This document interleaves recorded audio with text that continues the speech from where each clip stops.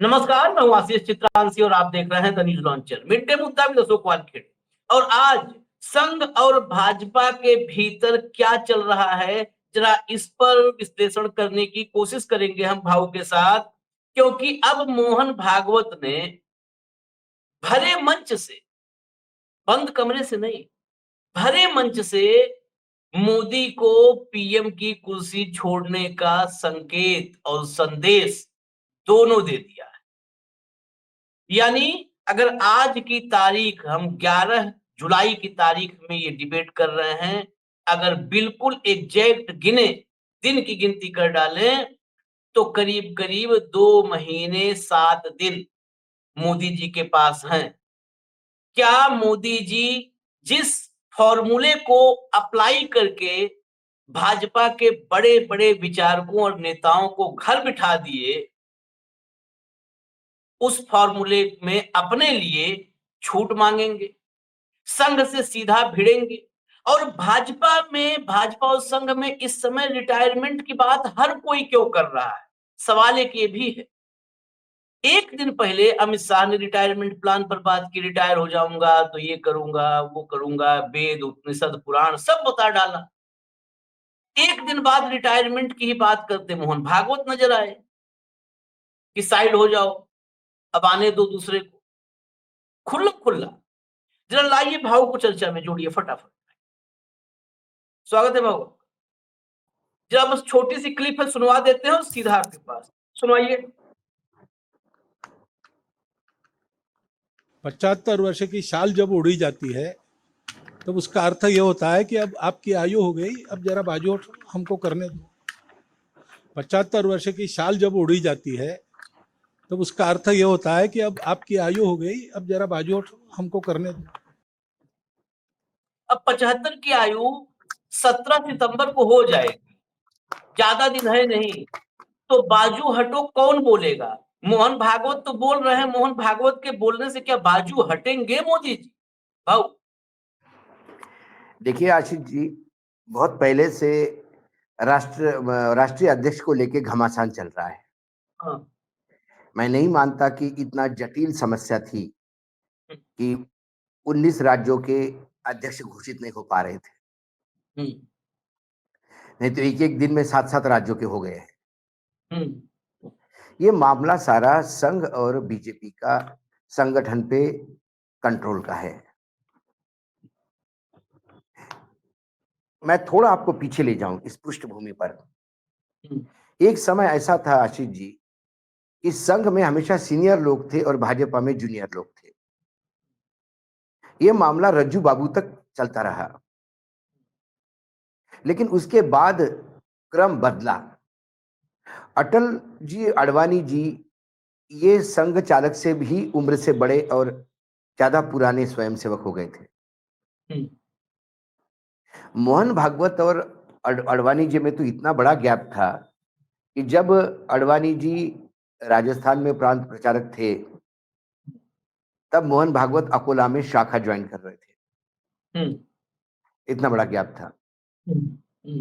तो जिस संघ को नतमस्तक होता था बीजेपी, बट नेचुरल है कि उम्र के साथ साथ फिर वो उनको लगा कि हमारे जूनियर ही संघ चालक बने तो फिर हम उनको ज्ञान देंगे, उनसे ज्ञान नहीं लेंगे। और मोहन भागवत जी का सरसंघ चालक बनने के बाद एक पीरियड बहुत अनकंफर्टेबल गया आडवाणी जी वाला। वो ये आपको सिर्फ संघ और बीजेपी में नहीं आशीष जी, ये आपको कारपोरेट सेक्टर में मिलेगा। ये आपको पुराने जमाने में जो सल्तनतें हुआ करती थी या राजा महाराजा हुआ करते थे, उसमें मिलता है। छत्रपति शिवाजी महाराज का अष्टमंडल था, संभाजी महाराज का कभी नहीं उनके साथ पटा, क्योंकि उम्र का एक तकाजा होता है। अखिलेश जब मुख्यमंत्री बने तो अखिलेश का पहला जो मुख्यमंत्री का पहले 2 साल बहुत मुश्किल गए, क्योंकि सभी अंकल कैबिनेट में थे। तो वैसा ही कुछ संघ और बीजेपी में था। फिर आडवाणी जी को रिटायर्ड कौन करेगा प्यार मोहब्बत से? ये काम राजनाथ सिंह जी को सौंपा गया। राजनाथ सिंह जी की कैपेसिटी क्या थी आप जानते हैं। राजनाथ सिंह जी का सिर्फ यूएसपी ये था कि इधर की बात उधर करो, उधर की बात इधर करो। कल्याण सिंह की बात अटल जी को बताओ, अटल जी की बात कल्याण सिंह को बताओ, और उसी के बीच में, बंदर बाट के बीच में वो मलाई खाते रहे सत्ता की। हम्म, वो नहीं कर पाए। फिर गडकरी, गडकरी को दिल्ली आने का बिल्कुल ही इंटरेस्ट नहीं था, हम्म, बिल्कुल ही इंटरेस्ट नहीं था, लेकिन उनको अध्यक्ष बना के भेजा गया। उनको मेन टास्क ये था कि अडवाणी जी को रिटायर करवाओ और नए लोग लेके आओ साथ सामने, जो संघ के संघ चालक से नतमस्तक हो। फिर जब गडकरी जी आए तो गडकरी जी ने कुछ हद तक अडवाणी जी को कन्विंस करवाया था कि रिटायरमेंट का टाइम हो गया है, संघ भी चाहता है, आप एक ग्रेसफुल रिटायरमेंट होगा आपका। लेकिन प्रॉब्लम ये था कि अडवाणी जी एग्री तो कर जाते थे, हम्म, और तुरंत बाद फिर ये जो दूसरी जो D4 वाली टीम थी, जिनकी दुकान अडवाणी जी के भरोसे चल रही थी, वो आके फिर पूरा पानी फेर देती थी उस पर। आप समझते नहीं हो, प्रधानमंत्री बनने जा रहे हो आप। और जब करीब करीब गडकरी ने मनवा ही लिया, तब उनको लगा कि अडवाणी जी जाएंगे तो उसके जगह गडकरी यदि आते हैं, क्योंकि राष्ट्रीय अध्यक्ष थे, बड़ा दावा था, तो कोई गड़बड़ ना हो जाए, इसलिए फिर गडकरी जी को ठिकाने लगाया। पूर्ति की रेड हो गई रातों रात। चिदम्बरम, अहमद पटेल, और अब ये सब, इसमें तो अहमद पटेल स्वर्गीय हो गए हैं, अरुण जेटली स्वर्गीय हो गए हैं। और फिर आनंद फानंद में ये हुआ कि सुरेश सोनी ने कहा, संघ की तरफ से सुरेश सोनी थे, उनने कहा कि भाई बहुत लोग नाराज है, आपको अब दोबारा अध्यक्ष पद लड़ना नहीं चाहिए। तो गडकरी ने थोड़ा कहा ठीक है, मैं, कोई प्रॉब्लम नहीं।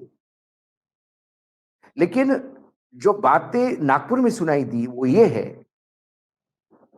कि ये ब्रीफ सोनी जी का पर्सनल था, हम्म, ये संघ का नहीं था। बिना मोहन भागवत की जानकारी के खेल हुआ।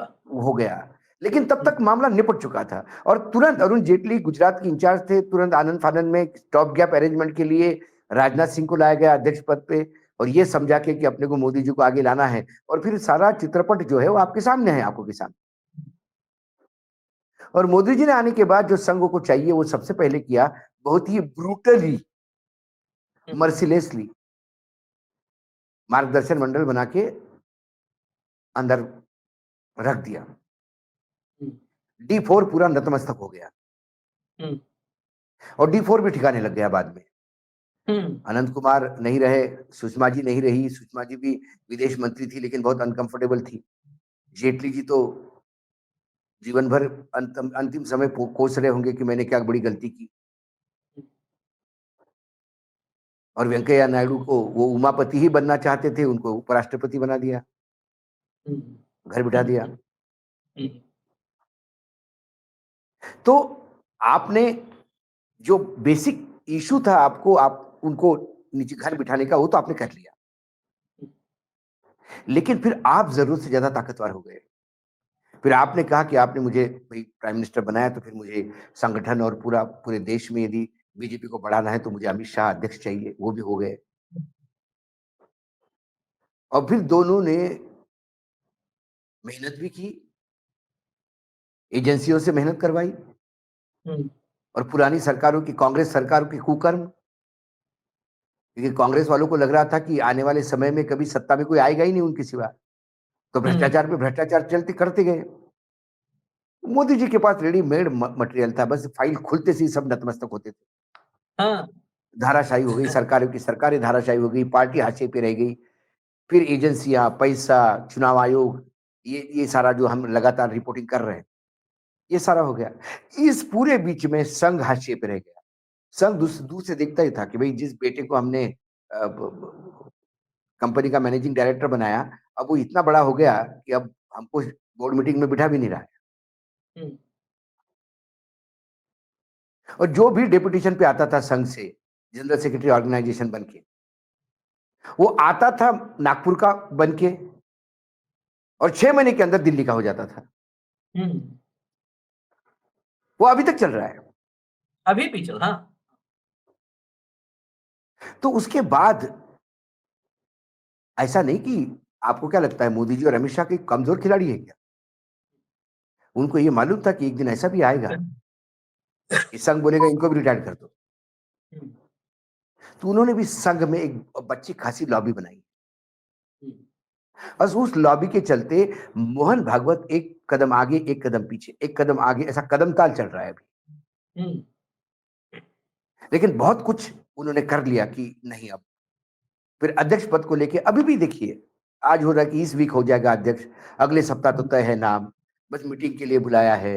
वो शिवराज जाके मिल गए, कोई बोलते पुंदेश्वरी जाके मिलाई, कोई कहते कि अरे वो निर्मला सीताराम दोनों से मिलके चली गई।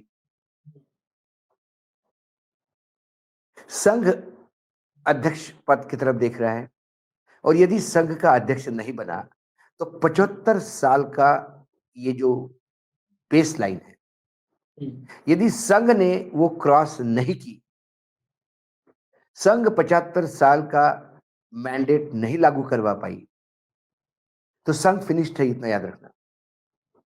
हाँ। हम्म, तो क्या पार्टी टूटेगी? क्या कुछ संघनिष्ठ सांसद संघ के साथ है? उनका आंकड़ा क्या है?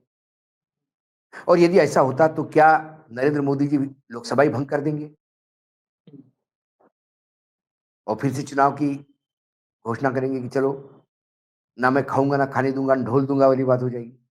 हम्म, कई विकल्प है, कई चर्चाएं हैं, कई गणित रचे जा रहे हैं, कई व्यू रचनाएं रची जा रही हैं।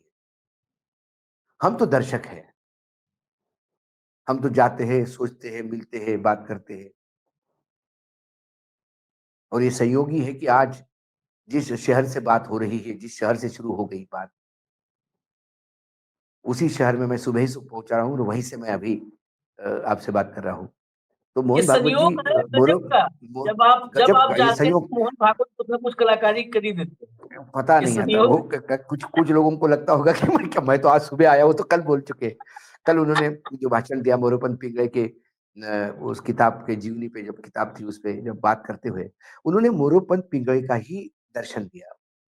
उन्हें कहा वो हमेशा कहते थे कि 75 के बाद आदमी को दूसरे के लिए जगह खाली कर देनी चाहिए, हम्म, और वो 75 नहीं, का जो बैरोमीटर है। अब कुछ लोग ये सोच रहे हैं कि भाई 75 तो 2 महीने बाद, मोदी जी के 2 महीने बाद तो मोहन भागवत भी होंगे। लेकिन हाँ, मोहन भागवत का राजनीतिक वो नहीं है, संगठन नहीं। हाँ, मोहन भागवत एक वैसा देखा जाए तो वो डायरेक्ट राजनीति में नहीं है। कोई संघ चालक आपको, मतलब सरसंघ चालक कभी राज्यसभा में भी आता हुआ नहीं दिखाई दिया। पहली बार ये बाइट वाइट देने लगे मोहन भागवत जी के बाद ही।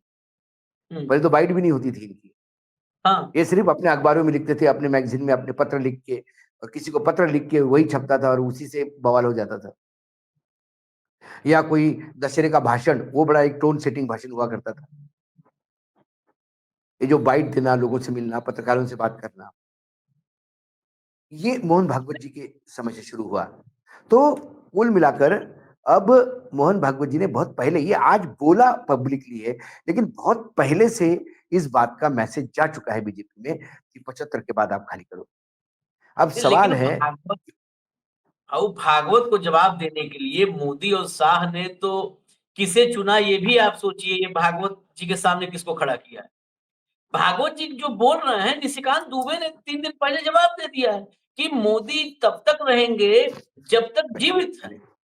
जब मैंने तक क्या जीवित। कहा, जब उधर से जब उधर से आया कि जब तक जीवित है तब तक रहेंगे, हाँ, उसके बाद भागवत जी ने फिर कहा हाँ, 75 पे जाना होगा। ऐसा नहीं कि वो दुबे का सुन के, सबको पता है दुबे का मतलब स्क्रिप्ट कहां से आती दुबे के पास। हम्म, और कल कोई संघ की पूरी चली और संघ के कब्जे में कब आया, तो ये दुबे संघ जी की स्क्रिप्ट लेके बात करना शुरू कर देगा। हम्म, कल सपोज 75 वो साल के बाद मोदी जी चले गए, तो यही दुबे जी आपको स्टेटमेंट देते हुए चले बोलेंगे कि जाना जरूरी था, उम्र हो गई थी, कई बार विचार करने में भी हमने देखा, डिसीजन लेने में भी थोड़े कमजोर पड़ रहे थे, और देश का मामला है, मोदी जी अच्छा हो गया, रिटायर्ड हो गए। ये बोलने में इनको थोड़ी शर्म थोड़ी आएगी? इनका कोई अच्छा। यूटर्न नाम की कोई चीज है नहीं, इनका कोई अच्छा। यूटर्न नाम की कोई चीज है ही नहीं, क्योंकि इनका कुछ अपना है नहीं। भाई अमिताभ बच्चन एक एक्टर है, वो एक दीवार में एक डायलॉग बोलता है, जंजीर में एक डायलॉग बोलता है, कभी पुलिस इंस्पेक्टर होता है, कभी गुंडा होता है।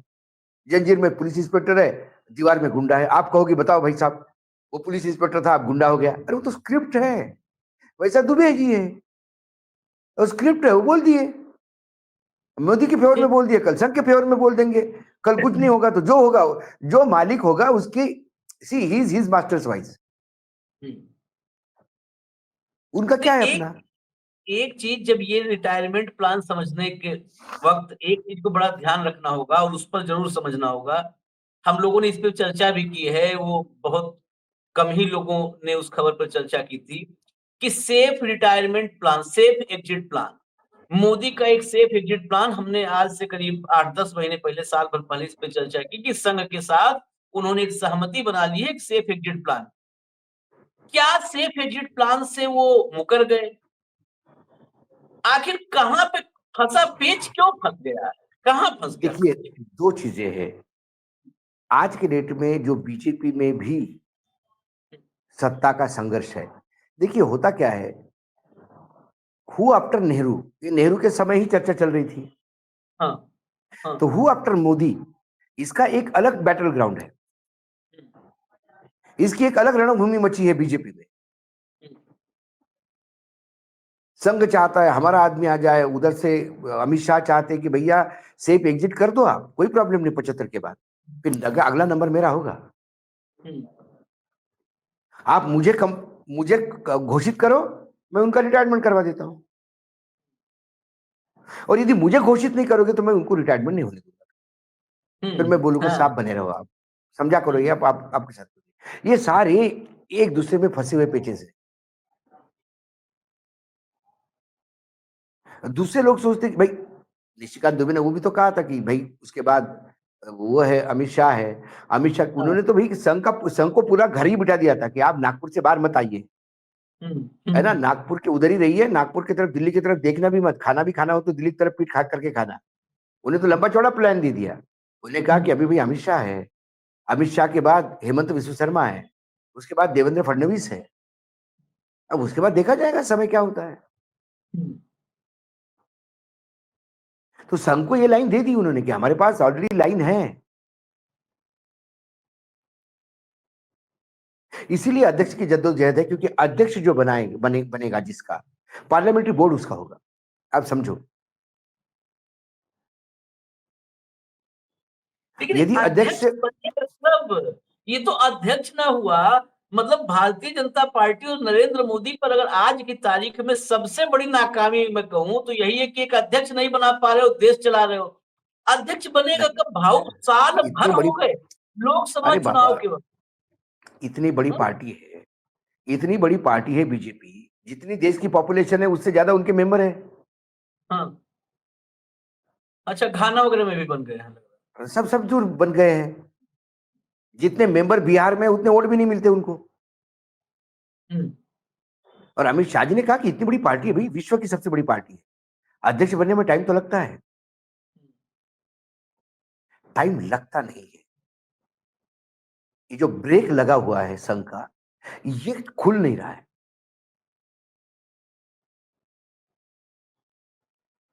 टेक ऑफ तो कर लिया है अमित शाह जी ने ड्रीमलाइनर को, लेकिन वो फोर्स नहीं मिल रहा है,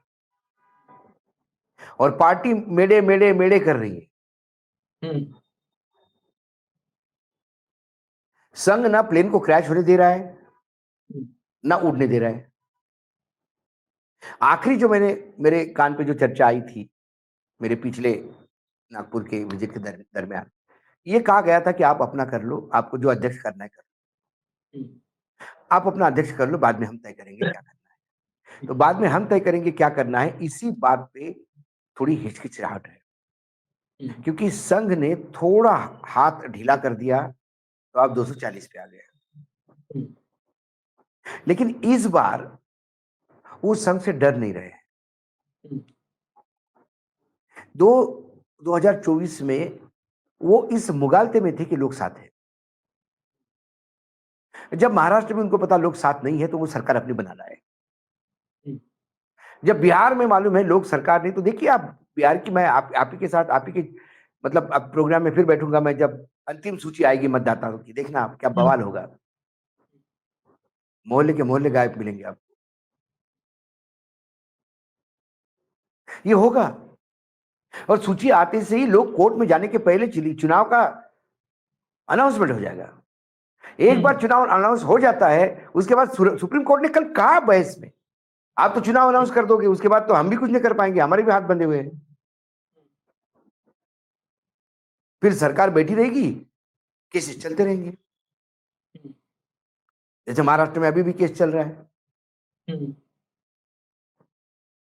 तो ये जो निटी-ग्रिटीज है, ये जो छोटी छोटी प्लान्स है, यह संघ मार खाता है। तो उनको इतना पता है कि चुनाव आयोग अपने पास है, अपन को अगला चुनाव 2029 में देखना 400 हाँ, पार होगी सीटें, एग्जैक्टली 400 अब पार मैं होगी सीटें बीजेपी की अकेले की।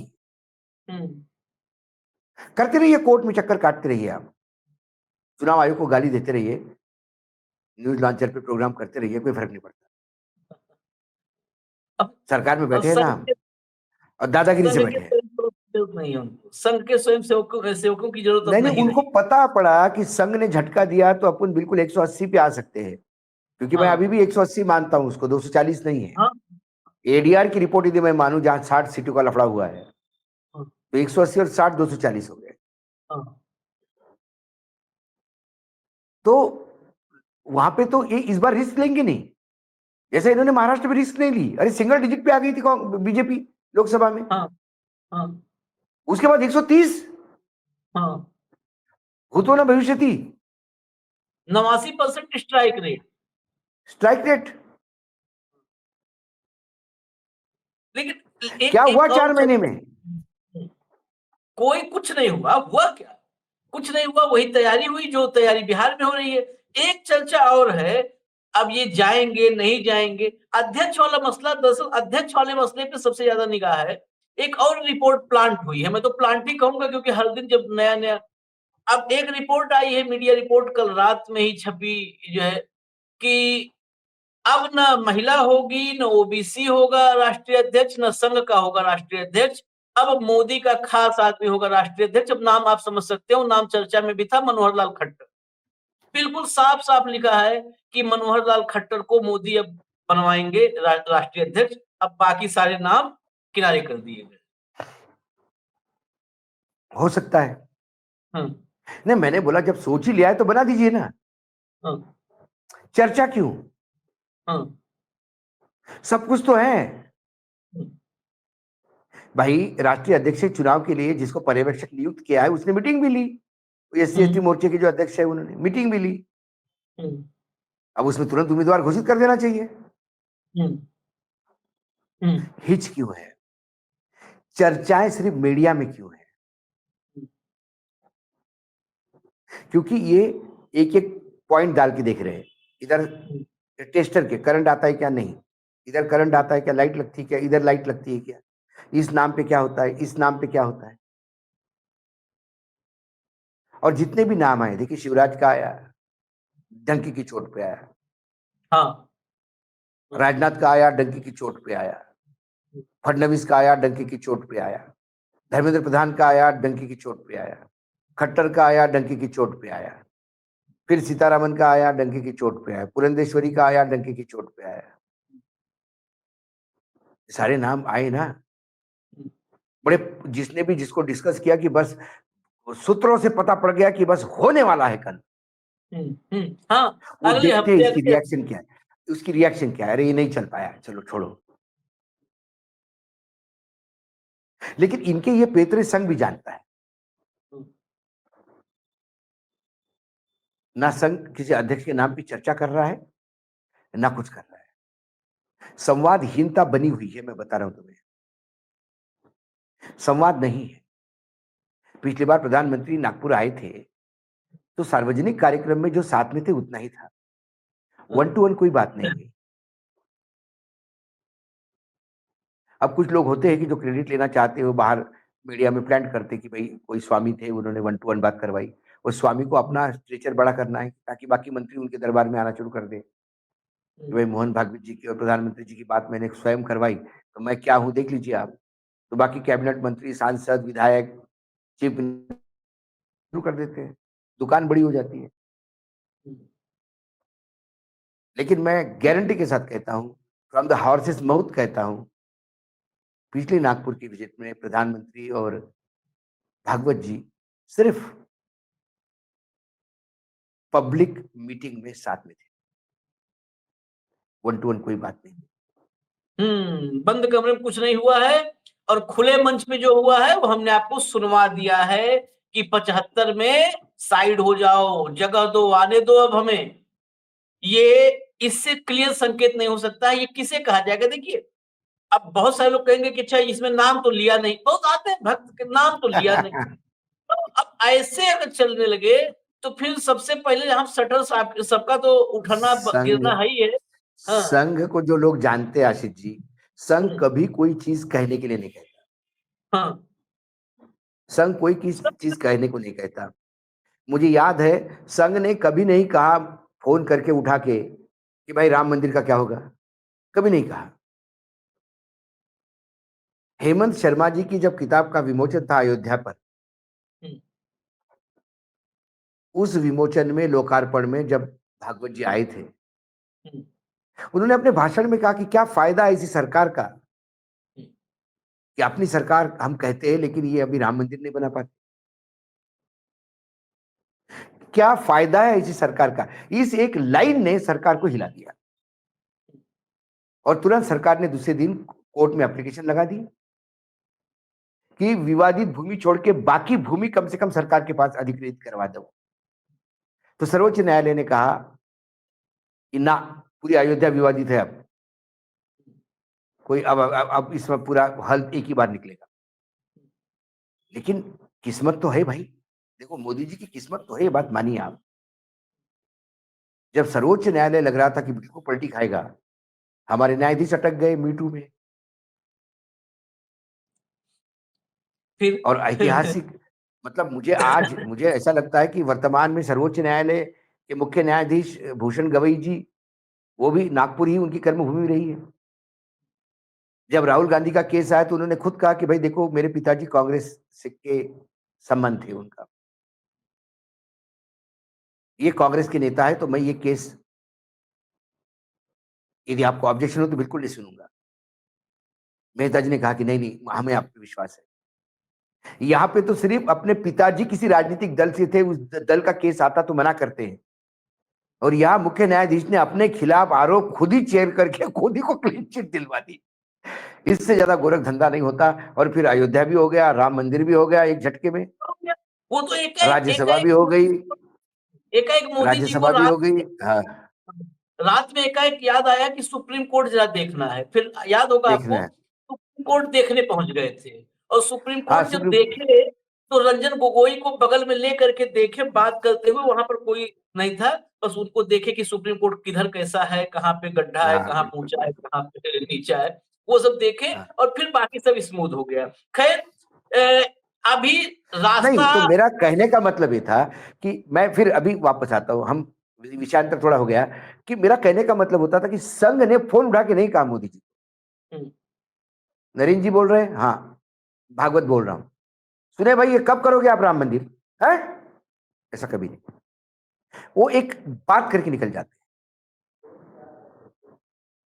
वो कभी नहीं कहेंगे कि इसको राज्यसभा बनाओ। लेकिन जब चर्चा होगी तो कहेंगे कि देखिए नरेंद्र यादव जैसे विदुषी लोग हैं, ऐसे लोगों को राज्यसभा में होना चाहिए। नरेंद्र यादव राज्यसभा, कभी चिट्ठी नहीं लिखी जाती कि आपको चिट्ठी लिखती है कि इनको जरा टिकट का देख ले ना, एक सजेस्टिव होता है। ये संघ की बहुत पुरानी स्टाइल है। वो उसका काम तो करने का आज तरीका भी जो ही संघ ने आज भी जो संघ ने कल भी जो कहा है 75 साल, वो उसी स्टाइल में कहा है। आप उसको आदेश माने, आप उसको सजेशन माने, ये आप पे है। वही है। आप आदेश मानोगे तो ऐसी स्थिति होगी, आप सजेशन मान के इसको कूड़ेदान में डाल दोगे तो फिर स्थिति अलग होगी। बिल्कुल सेम यही है, यही पैटर्न नहीं है, संघ का पैटर्न यही है। संघ के पैटर्न को बहुत करीब से हम लोगों ने ये देखा है। क्या संघ है, तो ये जो अमृत काल है देश के अमृत काल में कई लोगों की उम्र का अमृत काल आ गया है। नहीं भाव, ये तो ये भागवत है। अमृत नहीं, मैं बता रहा हूं आपको कि, और भाई भागवत है, अभी यदि भागवत की भी नहीं सुनोगे आप, मैं उस भागवत की कह रहा हूं, हम्म। यदि आप सनातनी होते हुए उस भागवत की भी नहीं सुनोगे लाओगे। चलिए, अब ये स्पष्ट है, इसमें कोई दो राय नहीं है। मैं भाव ने जो कहा कि संघ का तरीका, काम करने का तरीका ही यही है, एग्जैक्टली यही है। ये जो इशारे होते हैं ना, ये इशारे आदेश का ही दूसरा स्वरूप होते हैं। और ये मैं फिर मैं कहा ना, जिस बात को मैं कह रहा था कि संघ में ये मोहन भागवत नहीं सिर्फ ऐसा करते हैं, संघ में सबसे निचले पायदान पर जो बैठे हुए होते हैं ना, हाँ, वो वैसे भी ही वैसे। नहीं है। हम लोगों ने तो हाँ, शुरू देखा है, भाव पूरी सब्जी, जब धोती कुर्ता पहन के साइकिल पर संगी गांव गांव घूमते थे, तो जिसके घर में विद्या भारती के छात्रों के घर में उनको पूरी और कद्दू सब्जी जब खानी होती थी, तो वो क्या कहते थे? ये नहीं कहते थे पूरी और कद्दू सब्जी बनवा दो। भैया जी, आप जरा अपने माता जी से पूछिएगा कद्दू की सब्जी बनाती हैं क्या? और हाँ हाँ, ये एकदम भागवत पे सही मैं वो कर रहा हूँ, ये तरीका ही है।